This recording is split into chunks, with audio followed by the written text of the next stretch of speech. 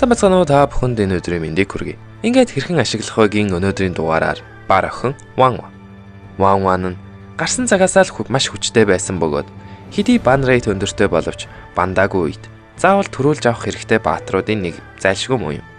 Мөн тэрээр миний бүх цаг үеийн хамгийн олон майштай баатар. Түүний чадваруудыг бараг л дайснаа тэлтрүүлэхэд зориулагдсан гэж хэлэхэд хэлсдэхгүй. Ядаргаатай хязгааргүй үсэрдэг идэхгүй чадвараас авахуулаад 10 секундын cool down-тай purify. Мөн мэдээж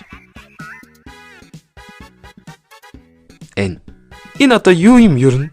Хин ер нь ийм юм харин одоо илүү өгөхгүйгээр гайд руугаа орцгоё. Вангийн идэхгүй чадварыг Tiger Pace буюу барын хурд гэдэг.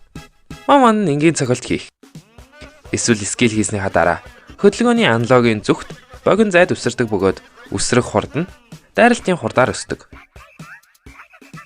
Энэ чадвар нь Вангийн нэрийн хуудас болсон хамгийн чухал чадвар юм. Энэ чадвар л ганцаараа Ван хамгийн ядаргаатай нь болгодог. Уг чадвараар дайснаа хөөх, зүхтаах, мөн дайсанд оногдоход хэцүү болж болдог. Энэ чадвар мөн зарим тохиолдолд нэмгэн хануудыг нэвтэлж болдог. Вангийн мастер болохын тулд энэ чадварыг маш сайн эзэмших хэрэгтэй. Дараа нь хаашаа өсөрхөө мэддэг байх нь сайн Ван анхлан суралцагч хоёрыг ялгадаг. Уг чадварын бас нэг чухал хэсэг нь Ван даймж үзүүлсэн баатруудынхаа сул талыг харуулдаг. Уг сул талууд нь тухайн дайсны баатар дээр 5 секундын турш байдаг бөгөөд дайсныг хаана байгааг нь харуулдаг.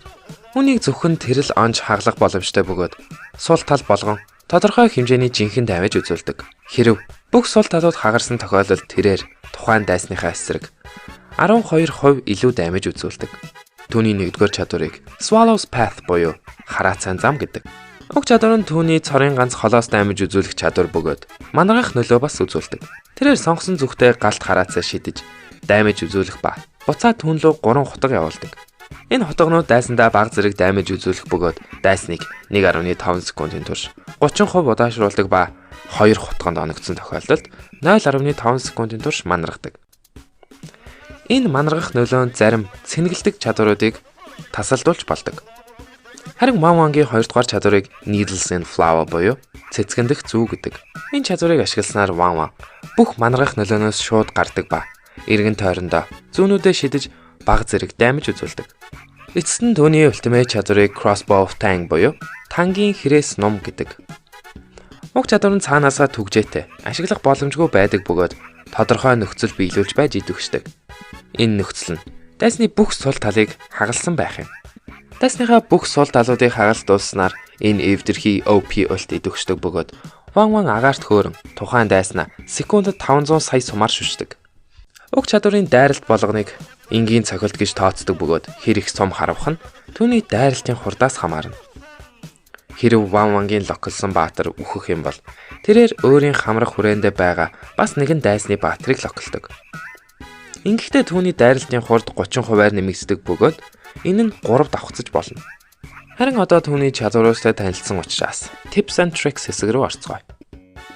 Ван нь анх сурч байгаа хүмүүс дасахад бага зэрэг хэцүү байдаг учраас түүний хэрэг даймж үзүүлдэг, хэр хурдан үхдэг гэх мэт зүйлсийг сайн мэдэхгүй байх үедээ flicker эсвэл ages гэх мэт хамгаалтын спел авбал зүгээр.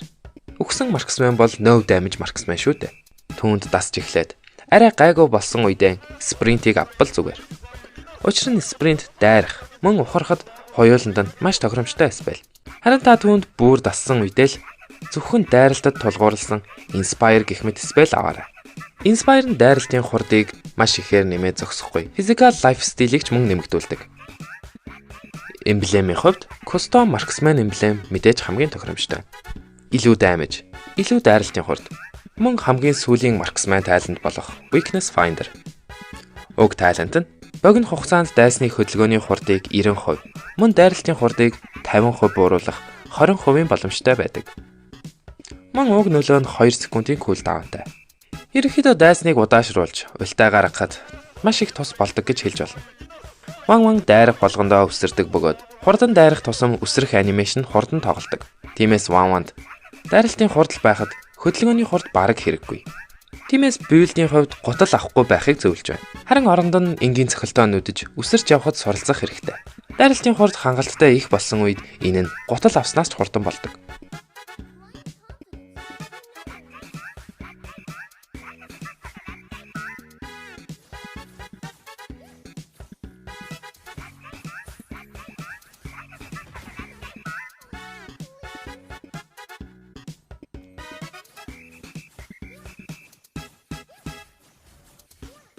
Билдийн хувьд гол нь мэдээж дайралтын хурд. Мөн critical damage дээр анхаарах нь зүйтэй. Эхний айтмаар corrosion site. Уг айтм нь 25% дайралтын хурд, 50 damage. Мөн 5% хөдөлгөөний хурд өгдөг ба энэ айтмын идэвхгүй чадвар дайсныг 1.5 секундын турш 4% удаашруулдаг. Энэ нөлөөнд 5 давхцаж болно. Мөн stack болгонд 8% дайралтын хурд өгдөг бөгөөд энэ нь мөн адил 5 давхцаж болдог. Уг айтмыг авснаар Момонгийн дайралтын хурд мэдэгдэхүйц хэмжээгээр ихсэх ба дайсны баатрийг нэмэлтээр удаашруулдаг учраас ултай гаргахад өшөө илүү тус болдог. Дараагийн айтем Demon Hunter Sword. Уг айтем нь 35 physical attack. Мөн 25% дайралтын хурд өгдөг. Гэхдээ хамгийн чухал нь энэ айтемын идэвхгүй чадвар болох Devour юм. Уг чадвар нь энгийн цохилт дайсны одоо байгаа HP-ийн 9%-ийг нэмэлт damage болгож үзүүлдэг.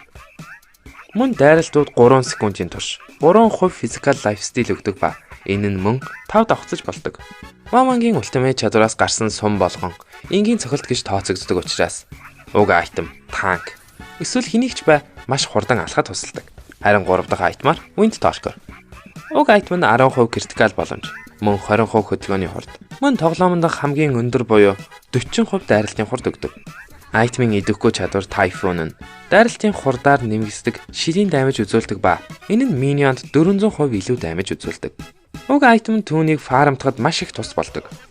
Мөн Typhoon идэвхжих болгонд богино хугацаанд хөдөлгөөний хурдыг 30%-аар нэмэгдүүлдэг. Дараагийн айтмаар Wind of Nature. 30% physical attack, 20% дайралтын хурд, мөн 10% physical lifesteal. Уг айтмын идэвхгүй чадвар Wind Chant нь тухайн баатрийг 2 секундын турш physical damage-ээс хамгаалдаг. Хэрв дайсанд олон physical damage төрлийн баатрууд байгаа бол энэ айтмыг 3-т авч болно. 5 дахь айтмаар Berserker's Fury. Уг айтм нь ерөнхийдөө өндөр crit damage үзүүлдэг айтм юм.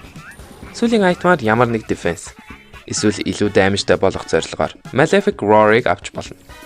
Тоглоомын эхэнд хэрвээ дайсан чинь Popol, Clint, Melissa гэх мэт дарамт өндөртэй баатрууд бол энэ Steel Leg Plates гэсэн айтмыг авч өөрийгөө хамгаалахаас битгий татгалзаарай. Уг айтм нь 530 алтны үнэтэйж 45 physical defense өгдөг. Үсрэх хэдий хөгжилтэйч боломжтой бол хөдөлгөөнгөө зогсож jungle эсвэл mini авахыг бодоорой. Учир нь зүгээр зогсож байхдаа Ваман илүү хурдан дайрдаг. Ултай гаргахлаа тийм ч их орж тоглоод хэрэггүй. Ваман бусад марксменуудаас арай бага рейнжтэй, мөн арай бага амтай байдаг. Ултай гаргахад скил нэгээрээ арын сул талыг онж хаглах нь маш чухал. Тэгэхгүй бол заавал дайсныхаа ард гарч хаглах хэрэгтэй болох ба энэ нь түүнийг аюултай байрлалд орох хэрэгтэй болгодог. Өвснөөс дайрахтаа скил нэгээрээ дайсны зүхтэж болох замыг хаах маягаар шидэхийг бодоорой. Түүний дараа дайсныхаа арын сул талыг шумнаас ирж буй хутга онхоор байрлал руу өсрөх хэрэгтэй. Мөн миньон алж байхдаа нэгдүгээр чадвараа бүх цэргүүдийг онхоор хийгээрэй. Дайснаас зүхтэж байхдаа зүгээр л зүхтахын оронд скил нэгээ хийвэл тэрээр удааширч станд болон амьд гарах магадлал ихсэн. Тулаанд орохдоо хизээч ганцаараа эсвэл төрүүлж орж болохгүй. Дайсны бүх манаргах нөлөө гол дамижны чадварууд дарагдсан хойно л орохыг бодоорой. Хэдий 2 дугаар чадвар манаргах нөлөөнөөс гаргадаг ч гэсэн нэгээс илүү манаргах нөлөөтэй баатрууд дахин манаргах боломжтой тул тийм ч найдаад хэрэггүй. 2 дугаар чадвар яг Purify шиг хэсэг хугацаанд манаргах нөлөөнөөс хамгаалдаггүй болохоор яг хэрэгтэй үедээ л дарах нь чухал. Гэхдээ хэрвээ дайсан яг нүүрэнд чинь тулаад ирсэн тохиолдолд ултай хурдан гаргах зорилгоор дарж бас болно. Харин ултай гаргасныхаа дараа Inspire заавал дарж дамижаа нэмэгдүүлэх хэрэгтэй. Түүний ультийн дамижийг энгийн цохилт гэж тооцдог учраас Inspire дарснаар түүний секундэд үзүүлэх дамиж үлэмж нэмэгддэг. Мөн Demon Hunter Sword-ийн идэвхгүй чадвар түүнд маш сайн зохидог.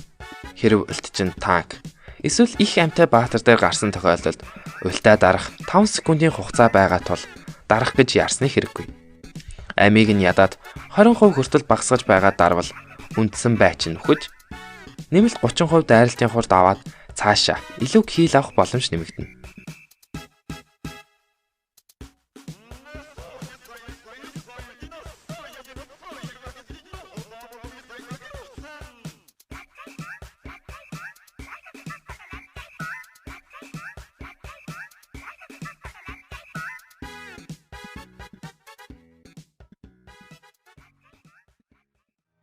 Ялалтын төлөө үсрэхээ хизээж битгий зогсоогоорой.